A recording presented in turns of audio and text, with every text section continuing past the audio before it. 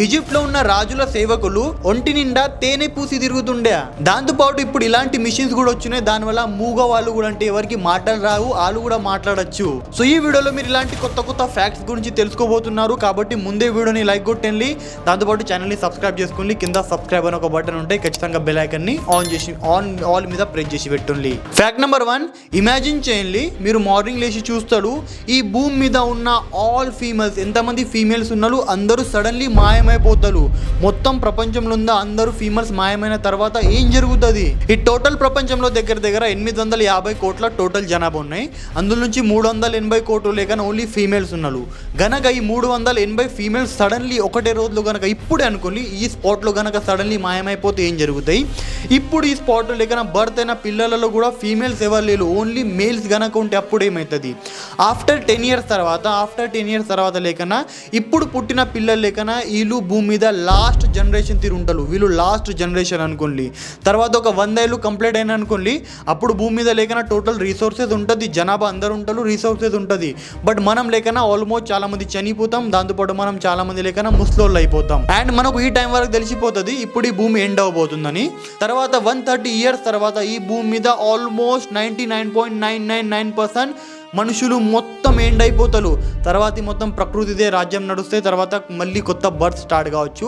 So అంటలుగా భూమి end అవ్వబోతుంది. Maybe ఈ విధంగా కూడా ఎండ్ అవ్వచ్చు. Fact number 2, sub vocal recognition technology. దీని గురించి విన్నారా? మంచి గిన్నెలోకి నేను ఇప్పుడు మీకు ఒక మాట చెప్తాను. నేనంట యాపిల్ అని యాపిల్ అయితే మీరు నార్మల్ యాపిల్ అంటారు నోరుతోటి. సో మనం ఈ యాపిల్ ఎలా అంటున్నాం? మన బ్రెయిన్ లోపల లేకనా ఒక యాపిల్ది ఇమేజ్ క్రియేట్ అవుతుంది, ఇమేజ్ ఇంకా వర్డ్స్ క్రియేట్ అవుతున్నాయి. మన బ్రెయిన్ మన థ్రోట్కి లేకనా సిగ్నల్ ఇస్తున్నది. సిగ్నల్ ఇచ్చిన తర్వాత మన థ్రోట్ అనుకుని ఒక స్పీకర్ అనుకోండి. సో మనం ఈ స్పీకర్ ద్వారా మాట్లాడుతున్నాం, రైట్? ఈ స్పీకర్ ద్వారా మనం నార్మల్లీ మాట్లాడుతున్నాం. బట్ చాలా మంది మూగ వాళ్ళు ఉంటారు, వాళ్ళకి మాటలు రావు కదా, వాళ్ళ బ్రెయిన్ నుంచి సిగ్నల్ వెళ్తుంది. బట్ వాళ్ళకి లేక ఇక్కడ నుంచి వాళ్ళ థ్రోట్ ఖరాబ్ అంటే వాళ్ళ స్పీకర్ పగిలిపోయి ఉన్నాయి కాబట్టి వాళ్ళు మాట్లాడలేరు. సో ఈ మిషన్ ఏం చేస్తే అంటే బ్రెయిన్ నుంచి వెళ్ళిన సిగ్నల్నే థ్రోట్ దాకా వెళ్ళక ముందే మధ్యలో ఇక్కడ ఆపేస్తుంది. ఇక్కడ నుంచి వైర్ ద్వారా లేక ఆ మిషన్ లోపల సిగ్నల్స్ వెళ్ళి ఆ మిషన్లో ఉన్న స్పీకర్ తోటి వాయిస్ వెళ్తుంది. అంటే వాళ్ళు ఏం ఆలోచిస్తారు, స్పీకర్ ద్వారా అదే సౌండ్ వస్తుంది. సో ఇప్పుడైతే ఇలాంటి చాలా పెద్ద మిషన్స్ ఉన్నాయి, అవుట్ ఆఫ్ కంట్రీలో ఇవి వచ్చినాయి. బట్ మేబీ ఫ్యూచర్లో ఇలాంటి కూడా మిషన్స్ రాబోతుంది. అంటే చిన్న స్పీకర్ బాక్సులు రావచ్చు. అంటే ఎవరైనా మూగ వాళ్ళు కూడా ఏమైనా ఆలోచిస్తే వాళ్ళకి మాటలు రాకపోయినా వాళ్ళు ఆలోచించిన సింపుల్ మాటలు స్పీకర్ నుంచి బయటకు వస్తాయి. So wow. ఫ్యాక్ట్ నెంబర్ 3, పాతకాలం వాళ్ళు రాజులకు చాలా వాల్యూస్ ఉండే, అంటే వాళ్ళకు దేవునితో సమానం చూస్తుండే. రెస్పెక్ట్ కనుక చూసినాం అనుకోండి, ఇప్పుడున్న పొలిటీషియన్స్కి మనం ఎంత రెస్పెక్ట్ ఇస్తాం దానికి 1000x అనుకుని ఎంతగానో రెస్పెక్ట్ ఇస్తుండే. బట్ అందరికంటే ఎక్కువ రెస్పెక్ట్ లేకనా ఈజిప్ట్లో ఉన్న రాజులకు అందరికంటే ఎక్కువ రెస్పెక్ట్ ఇస్తుండే వాళ్ళు.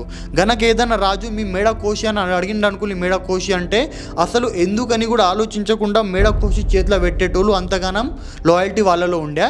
రాజు ఎప్పుడైనా బయటకు వెళ్ళేటప్పుడు బయట 24/7 రాజు పక్కకి లేకనా ఒక 4 సైనికులు ఉంటుండే. ఆ 4 సైనికులు కూడా డైలీ లేకనా తేనెలు తానం చేసి ఉంటుండే. అంటే అలా ఒంటి మీద మొత్తం తేనె మాత్రం ఉంటుండే, తేనె. ఇంకా రాజుతోటి కొంచెం దూరంగా జరిగి లేకన వాళ్ళు నడుస్తుండే. ఎందుకంటే ఏదైనా తేనె తీగ, ఏదైనా ఈగ, ఏదైనా దోమ కూడా రాజు మీద వాళ్ళకుండా వాళ్ళకి చిత్తగల, వాళ్ళ తేనె మీద చివడాల. రాజుకు చిన్న నొప్పి కూడా కలగకుండా, అంటే ఎన్ని సంవత్సరాలు వాడు రాజు ఉంటాడు, పరిపాలిస్తాడు, అన్ని సంవత్సరాలు అతనికి ఒక చీమ కూడా కుట్టద్దని సింపుల్గా ఇంతగానం లాయల్టీ ఉంటుండే ఆ కాలంలో. So wow.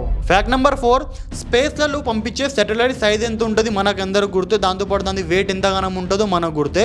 బట్ మీరు ఎప్పుడైనా ఆలోచించులా, ఈ ప్రపంచంలో అందరికంటే స్మాలెస్ట్ సాటిలైట్, అందరికంటే చిన్న సాటిలైట్ ఎవరు తయారు చేసి ఇంకా ఎక్కడున్నది అది? ఎస్, ప్రపంచంలో అందరికంటే చిన్న సాటిలైట్ లేకనా మన ఇండియాలో తయారు చేసిండ్రు.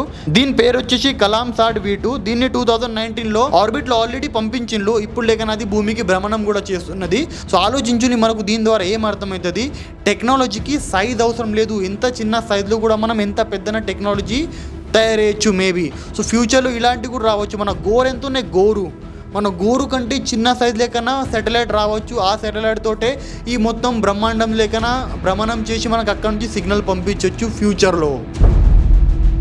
ఐ థింక్ మీకు ఫ్యాక్ట్స్ నచ్చినేమో. ఫ్యాక్ట్స్ కనుక నచ్చితే ఖచ్చితంగా లైక్ కొట్టండి, దాంతోపాటు కింద సబ్స్క్రైబ్ అని ఒక బటన్ ఉంటాయి, వెళ్ళి ఛానల్ని సబ్స్క్రైబ్ చేసుకోండి. So have a good day.